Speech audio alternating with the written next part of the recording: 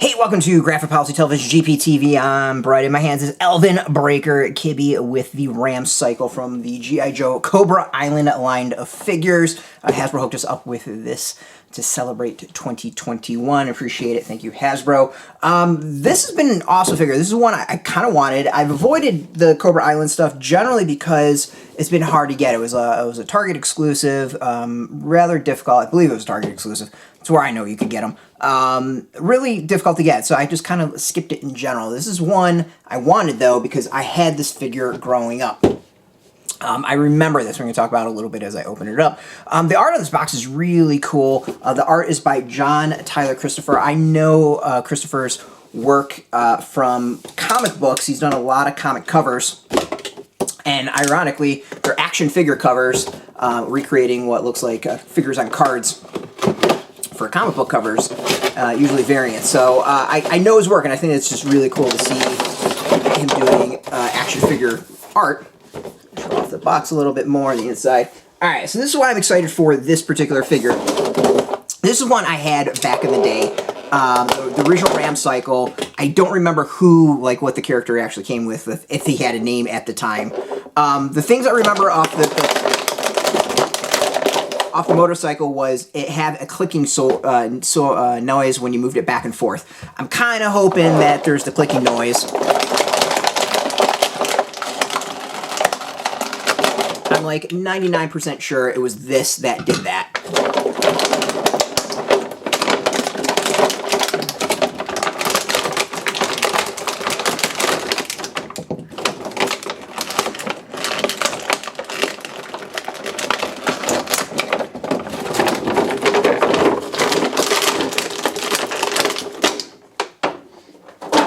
I mean, it's been close to probably 40 years, so my memory's a little fuzzy, but I vaguely remember this being the vehicle that had a clicking noise to it. I want to see if it does the clicking noise. If it doesn't do the clicking noise, I'll be a little disappointed, but I could be wrong, and it could be a different vehicle, but I think it was this one. I swear it was this one. It was either this or Mask. I don't remember which, but, well, whatever. Let's go over Alvin Kinney, Breaker Kibbe figure. Let's go with the feet. Feet a little loose, a lot of movement to it, which is going to be, I think, helpful with the bike. Lower leg twists. Let's go with the knee. Knee is double jointed. Upper leg has got some twist to it of the thigh. Hip is what you'd expect. Let's go with the waist. Waist, not a lot of movement. Back and forth, not a lot of movement. Shoulder. We got shoulder above, at the shoulder good. We get twisting there. The elbow is double jointed. Wrist, lots of movement. Some of the figures have more movements than others. And then the head is kind of everything you would expect as far as that. The look of the figure is pretty good. I vaguely remember, doesn't the original one have like a red chest to it? I want to say that was the case. It had the red chest and then the helmet, a very similar helmet, but not quite the detail of this. I could be wrong. It could be a different figure that I'm thinking of. It was either that or it was just a generic green. I think it was the generic green chest. That was it. I think this one was the generic green chest. And then there was a different character that had the red chest that kind of looked like pads on it, but no, the bike might have been the generic, just the green one. It's been so long, I don't remember. I just remember having those two figures. The one thing I can guarantee that this figure is not going to suffer from is the broken thumb. I broke off the thumbs of all those figures back in the day. It was kind of rite of passage, I feel like, for G.I. Joe 3 1/4 figures. All right, let's go with the details. Details are pretty nice on this. Like, the chest is pretty good. We get the pockets here, which look pretty good. I mean, there's a little bit of shading. The coloring's decent. The really detail I think that stands out that I like is the watch. I wish the watch had a little bit more coloring to it, but it's a small detail that's really cool to see for the figure. Before we get to the bike, the figure comes with the helmet. Let's see how easy it is to get it on. The answer is really easy. Just like the old school helmets. Again, detail's pretty nice. We got camera to the side. You got the mic on the side. Rubbery. Not going to break, which is cool. It's going to play up to standard to play, which is good. Let's go with the big giant Vulcan cannon. Twists, which is pretty awesome if you ask me. I'm pretty sure he can actually hold the cannon in his hand. Yeah, so we don't need to put it on the gun. We can actually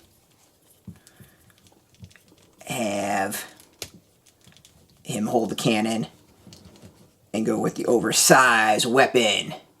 But it's all about the bike, let's be honest. It's really about the bike. Bike's not standing on its own, which is cool. All right, as far as details, front wheel pivots, you got a good amount. I'm not hearing the clicking noise. Kind of disappointed, not gonna lie. Little disappointed. What's funny is the tactile movement to it does remind me a lot of what it was like when I was a kid. This movement, I swear there's, I'm kind of getting a little bit of the click like I used to. There was like a bump to it. I don't know how quite to describe it. I do remember like a clicking sound, but there's something coming back. I do feel it a little bit with the wheels. Maybe there's something there. Could be cool. We get the kickstand. This is the question I had. I vaguely remember the original having a kickstand. I don't remember 100%. But this has a kickstand, so it can stand on its own, which is pretty awesome. Alright, let's get the sidecar and its cargo all set. Easy. Pop it open. Not really many ways for you to mess that one up. Let's get it on the side. This is bringing back memories. Very, very cool stuff. Let's go get him on. Alright, we've shown off the bike, we've shown off the figure, but the question is how well do they go together? So there's pegs on the side, which is pretty cool. You can see some pegs on the feet here. I'm actually going to take this off for now to make this maybe a little bit easier to do. Let's get the feet on and go from there. I feel like this is one that probably has to have a little bit better movement on the ankles. The thing that's been interesting is the handles of the bike have some movement to them.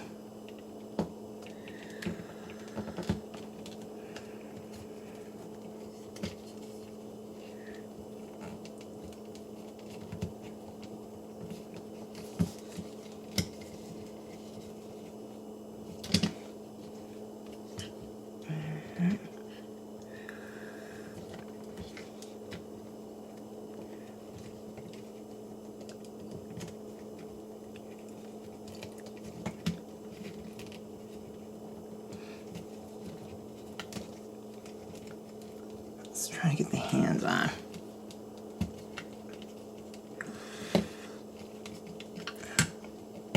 I want to get some cool poses. Because the other thing would be is, you know, taking it down a ramp and launching it. I do remember doing that as a kid. I was going to say this is the nicest of my G.I. Joe toys, but I'm wondering if this can get the air like the old one could. Alright. It's pretty cool. This is actually really, really neat. This is some solid stuff. There, off of that little bit of work. That's actually really neat. So moving the wheel, alright, I get to see. Moving the wheel, you actually see his arms move around. That's pretty cool. That's actually really cool. Whether or not that's intentional, I can't say, but like the fact that you can kind of move the arms with the wheel like that it was really, really cool. I mean, I don't remember the old school version being able to do that. The detail on the bike looks great too. You get the don't know how easy to come off. You get some dials on the bike handle. The actual handles of the bike moves a little bit. You know, you get some small decals on the side. Of course, G.I. Joe over here. You get some stuff over here, and it's just cool. This definitely brings back nostalgia. I'm just missing the click. That's about it. I vaguely, unless someone tells me the click was a different thing, I swear the click was this. It was that or Mask was the other. It was that or the red bike from Mask. One of the two had click to it, and I don't remember which. I swear it was the Ram. But overall, I definitely had this figure growing up, this toy growing up. It brings back memories. It brings back some really good memories, some cool stuff. I definitely want to send this down a ramp and watch it jump. We'll see if it can get some height. We'll see who can jump further, this or my 3-year-old on her bike. Yeah, this is a cool figure. If you can get it, go for it. I know Cobra Island's really hard to get. You know, prices are through the roof generally, and it's a difficult one. But you know, if you want the nostalgia factor, if you're like me and grew up on the stuff in the 80s, I think you'll appreciate it. It definitely brings back the memories, which is pretty damn cool. I want to thank Hasbro for hooking this up with this. Really appreciate it. It's been great to go back and check out all these figures from back in the day. Really appreciate it. It's just such great updates to these classic figures. I'm excited to see what's coming out. There's so much cool stuff coming out in 2022. Spirit, Storm Shadow, I'm so psyched for the 2 of those figures. Really psyched for those. And then, of course, Crocmaster. Crocmaster is like #1 on my want list for 2022. I'm so pumped to get that pre-ordered. But yeah, so a lot more G.I. Joe coverage coming up in 2022. Thanks so much, everyone. Appreciate it. Until next time, if you want the latest G.I. Joe news, reviews, comics, toys, whatever, check us out originally at graphicpolicy.com. We're on Twitter, Facebook, YouTube, Tumblr, all at Graphic Policy. I'll do what I can to try to get a link to this. Maybe we can purchase some, but no promises on that. We know this is rather difficult, but again, thank you, Hasbro, for the hookup. We appreciate it. You're making me feel like I'm 6 again. 5 or 6, somewhere around there. Thanks so much. Love it. Until next time, keep playing with your toys, and keep it geeky.